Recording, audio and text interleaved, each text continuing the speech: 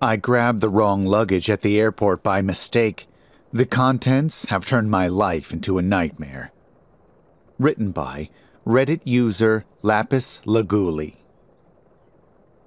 As I breathe raggedly from the steady flow of oxygen at St. Ret-Constance Hospital, typing feebly with my one good arm, my one last arm, I'm plagued more by fear than anger as I realize it's not easy to write this. Nothing will ever be easy again. Thinking back, it was a mistake I couldn't have possibly made any easier to make. An error in judgment that will haunt my every conscious moment until my death. But even the thought of death brings me little solace now. My travel bag is a compact, black Samsonite roller, as generic a piece of luggage as generic can get. No unique tags, stitching, nothing. It was part of a set gifted to me by my wife, Mary. Bland, to be sure, but one of the few things she ever gave me of actual use. It was late when I got home from PDX, and a light rain drummed against my bedroom window. I was moving in the stiff, automatic manner of a person battered by a long day and night of travel. I clicked on my bedside lamp and heaved the Samsonite roller onto my bed, unzipped it, and threw it open like a clamshell. I expected to grab my toiletries bag, hurriedly brush my teeth, and be done for the night. Instead, I found myself staring blearily at an assortment of items I didn't recognize, my confusion compounded by a night of too little sleep and too many time zones. At the top of the luggage were some shirts, a pair of jeans, rolls of socks, and a Ziploc baggie housing a toothbrush, toothpaste, and comb. The items were innocuous enough that for a brief moment I thought that perhaps these were my belongings. I had simply forgotten what I'd packed. But after plucking out a folded yellow polo, I knew I was being stupid. I don't even own a polo, and besides, this one was new. So new that it still had a Walmart price tag dangling from the inside of the collar. The other clothes all appeared new as well, neatly folded, unworn, and still tagged. I sighed deeply and dedicated a cathartic minute to going through every curse, cuss, and expletive in my repertoire. My luggage contained my laptop and a folder of client documents, things I cannot show up to work without. But what shook me the hardest was the loss of what I keep tucked into an interior pocket of my roller when I travel. A silver chain looped through Mary's wedding ring. There's not been a single day in the 3 years since she died that I've left home without it. It was both a luck charm and a comfort. I can't look upon it without being reminded of my final days with her, the happiest days of my life. I tried desperately to mentally retrace my journey and identify where the mix-up could have happened. But winter storms had deviated flights through Chicago, resulting in a long day of 4 airports, 2 layovers, and too many gate changes and delays to account for. It could have been at any number of water fountains, food courts, or crowded seating areas. So instead, I turned my attention to the open suitcase before me. Perhaps I could find something personally identifying and contact my Samsonite twin directly, rather than spend the rest of the night calling airports. Rummaging through the roller, I found more new clothing, a pair of unworn New Balance trainers, a cheap Casio watch, and a well-worn folded glove box map entitled Portland, Streets and Features. A good sign that my twin was visiting Portland and hopefully still in the city rather than having just left. Setting the map aside, I checked the interior side pockets and removed the last 2 items from the travel roller, a small soapstone statue and a heavily battered gray leather journal, the pages incised with bookmarks, dog ears, and sticky note tabs. Curious, I inspected the statue first. The polished soapstone was smooth and cool to the touch. It was carved in the shape of a man standing atop a small base, one leg slightly forward and his arms fixed rigidly at his sides, like the ancient statues of Egyptian kings. He was naked but for an unusually long crown that covered the man's eyes and extended up above his head in sharp, irregular blades. The visible portion of the face was gaunt and elongated with thin lips drawn into a smile almost as sharp as his crown. Engraved into the center of his chest was a large symbol I didn't recognize and couldn't tell to be a tattoo or a label for the statue itself.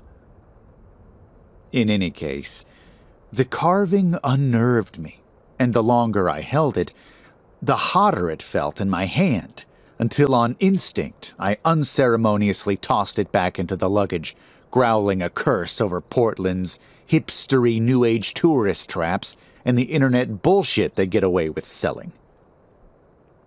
More optimistically, I opened the journal, hoping at least for a property of sticker. Instead, the inside of the cover was bare except for a small faded inscription. To pay with flesh the debt of sin, you must invite my master in. What the fuck? I murmured quietly to myself, questioning if this was a prop for some bizarre fetish. The following pages were consumed with columns of ledger-like notes in a language and alphabet I didn't recognize, written in a tight hand so as to fill every millimeter of space. Flipping through the journal, page after page was so occupied, some words aggressively crossed out, others obscured by blotches of ink, or at least in one case, by a splatter of dry blood. I flipped mechanically through the pages in a state of fascinated disgust. At roughly the midway point in the journal, a scrap of thin leather serving as a bookmark signaled a change in content.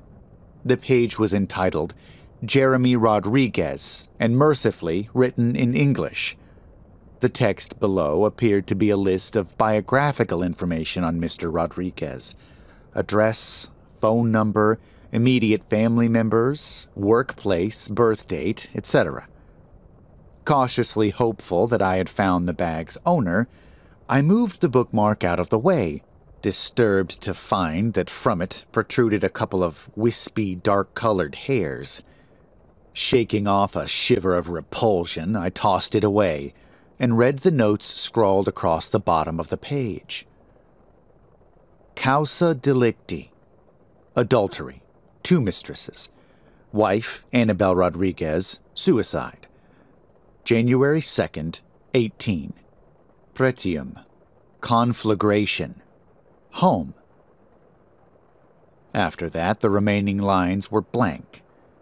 Confused, I began to thumb through quickly as my intrigue melted more and more into horror. Each page was the same. A name, a list of their personal information, and shorthand notes on some evil committed.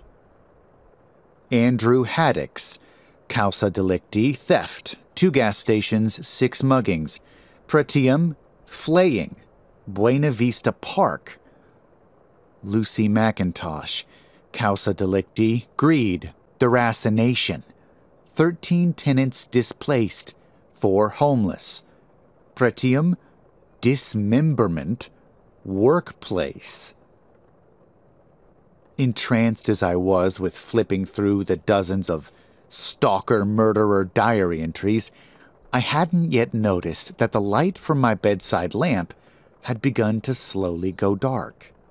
Not in the flickering, in-and-out manner of a poor circuit or an old bulb, but in a deliberate, gradual way, as if the light was connected to a dial being turned down with sickening patience. As my eyes unconsciously adjusted to the growing dim, I continued to read. Tabitha Smith. Causa delicti, murder. Gary Smith, invalid. Husband. Starved to death while in care. Pretium, dismemberment, enucleation, Lee Marshall Nature Preserve. Adam Wu, causa delicti, domestic maltreatment. Wife, Tina Wu. 4 hospitalizations. Pretium, dismemberment, castration, hotel. I began to feel a low, throbbing panic in the back of my mind, an animal instinct left over from an era where man needed to know that something was coming, even if it could not be heard or seen. A voice urgently hissing that there's danger. Be ready to hide. Be ready to run. But a question had started to form in my head. A pounding, horrible question that left me unable to drop the journal and run. Not yet. I flipped ahead to the most recent entry, a page quite near the very back cover. Ronald Olson. Causa delicti. Murder. Wife, Mary Olson. Various methods. Pretium, flaying, castration, dismemberment. Home. I threw the book away from myself as if it had become a hot coal in my hand. In the last moments of waning light, I glanced frantically around the room and instinctively grabbed up the map of Portland, violently pulling it open like an accordion. The airport was circled, with small notes made for my arrival time. My house was circled, as was my work office. There were circles even for my favorite coffee shops and restaurants, all with small, tidy notes on my arrival dates, times, and durations over the past month. But there was also a single red star, a star on the exact place of the warehouse in the industrial park where I'd kept Mary 3 years ago. The warehouse where, for 4 days, I'd tortured her, where I'd exercised my every dispassionate fancy and fantasy on her, until there was nothing left to do but bury her useless body in the dense forests of southern Oregon. As I stared at the star in fixated horror, the weak glow of light in the room evaporated, like the snuffing out of a near-dead candle. There was a heavy creak behind me, and, trembling, I was greeted by a low, deathly voice in the darkness, like a whisper in a mausoleum. Mr. Olson, it appears to be time for an exchange.